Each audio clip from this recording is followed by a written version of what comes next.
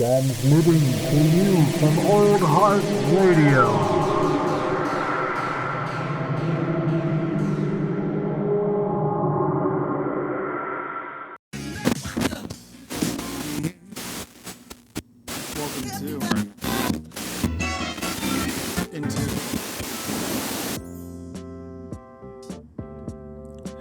Hello.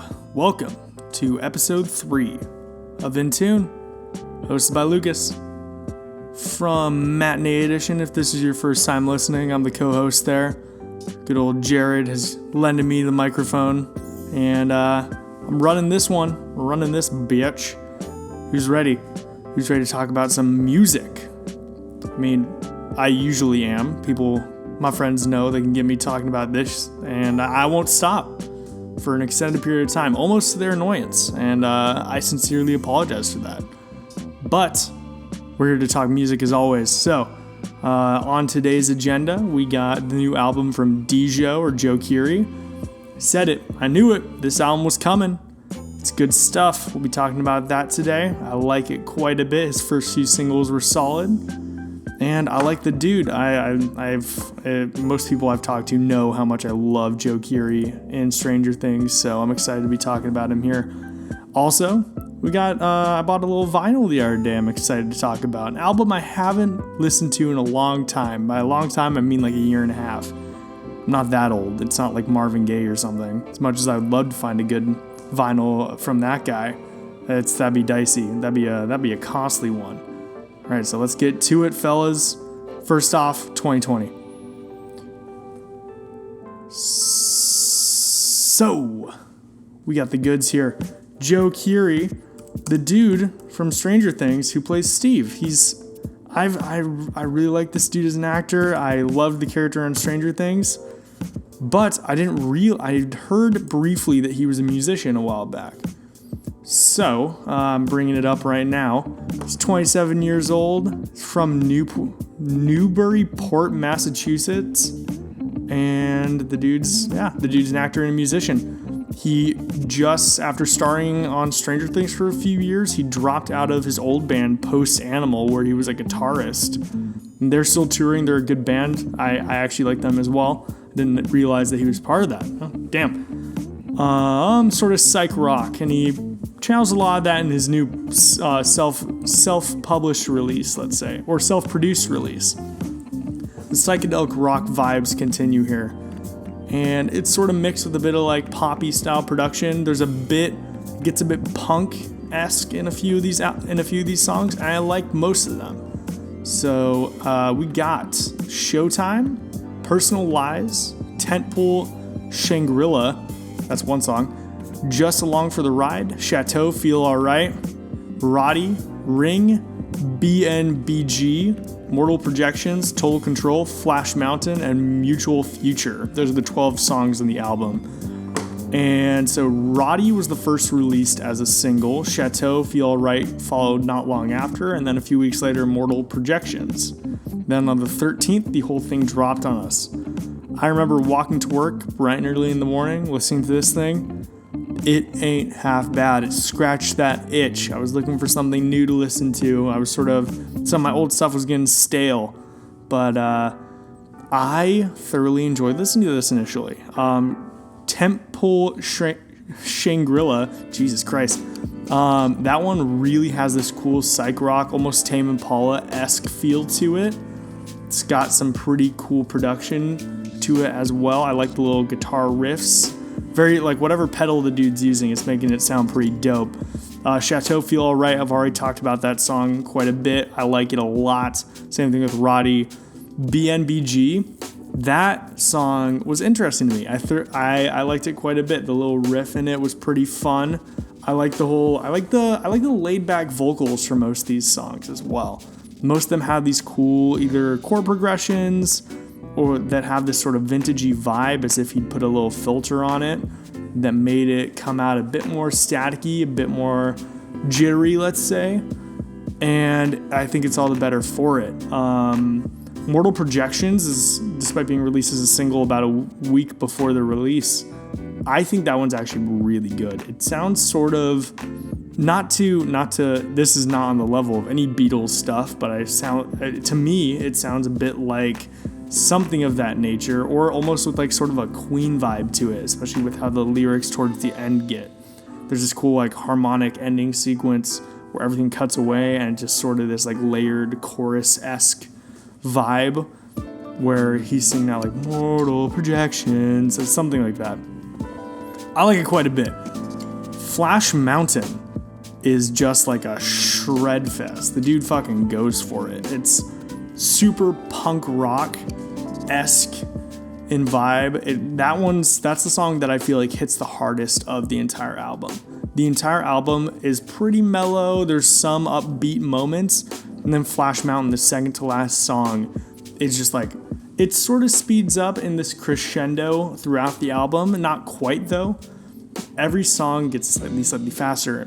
To me, it feels like it speeds up just a bit. But then Flash Mountain comes and you get punched in the face with this aggressive guitar riff and this very quick drumming.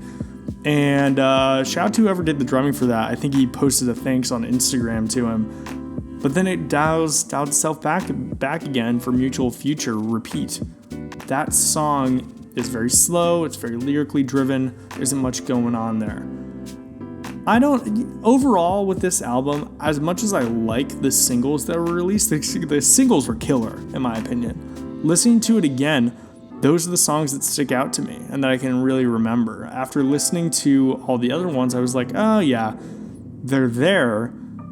But I mean, there isn't much. I feel like this is a quintessential first album, you know? It's derivative of a lot of things. The dude sort of has his voice, but potentially not really.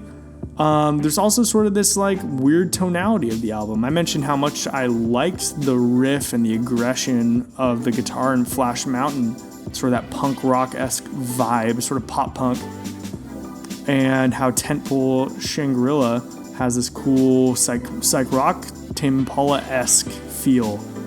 But there isn't any real consistency throughout the album, and there isn't any real flow. I know not everybody goes for it, but I'm a dude who likes to listen to an album straight through and feel the shifts coming. I think that's why I hold Flume's release from earlier in this year, Hi, This is Flume, to such high regard. That was a mixtape, but everything flowed together, and there were little breaks in the songs that led you into the next one.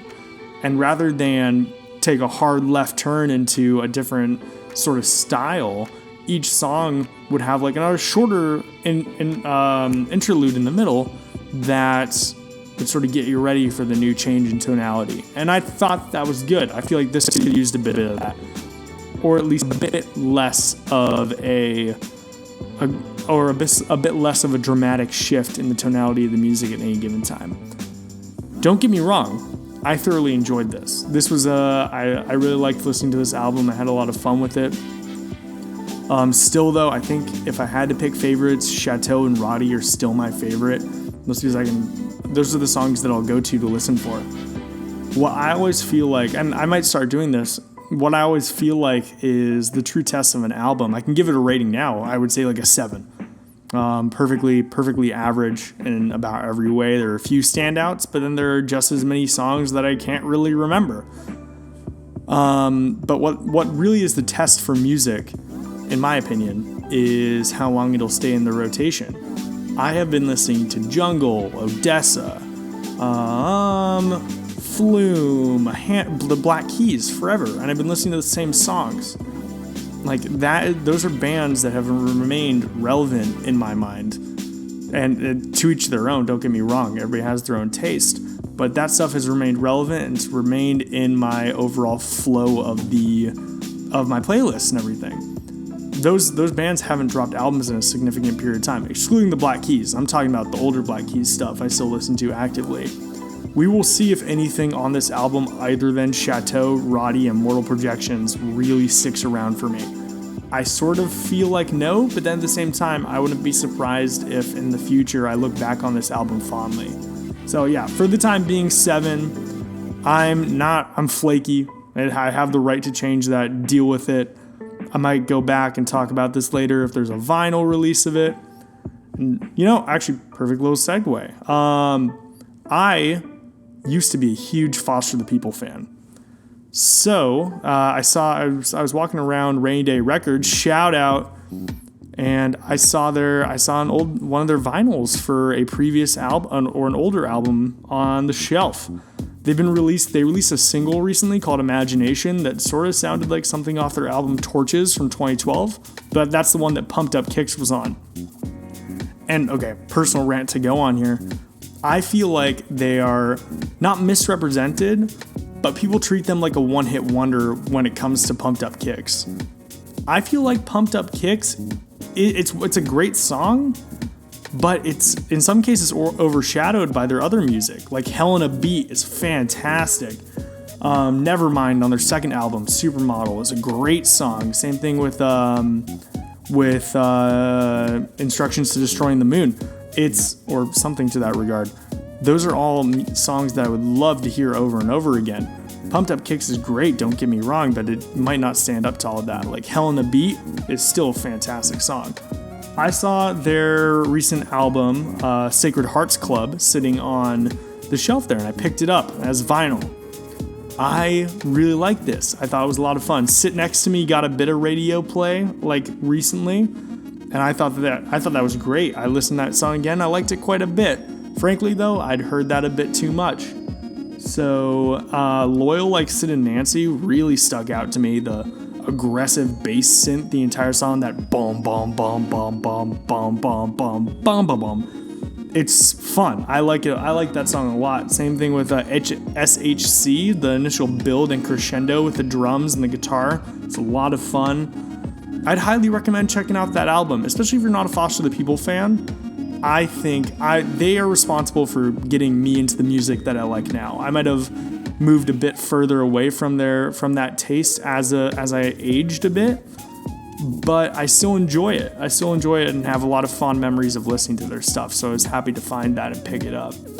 The album itself, overall, I feel like there's a few duds on it. There's some weirder songs, but that's just sort of how it goes. It's definitely better than Supermodel, their second release. That was tough to live up to. Torches, their first album, if you find that on vinyl, definitely pick it up. It's a fantastic album.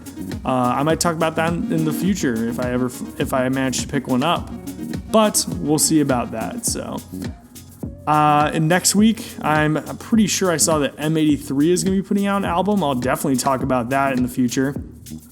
Ford just put out his vinyl. I'm pretty sure that's arriving on my doorstep anytime. So I'll talk about that too. So next week we got Ford and M83. And I mean, like I said, Dijo, pretty good stuff. 7 out of 10, not bad. And check out Foster the People's Sacred Hearts Club from about a year back. Show them love. Thanks for listening. You keep listening, I'll keep talking. See y'all around.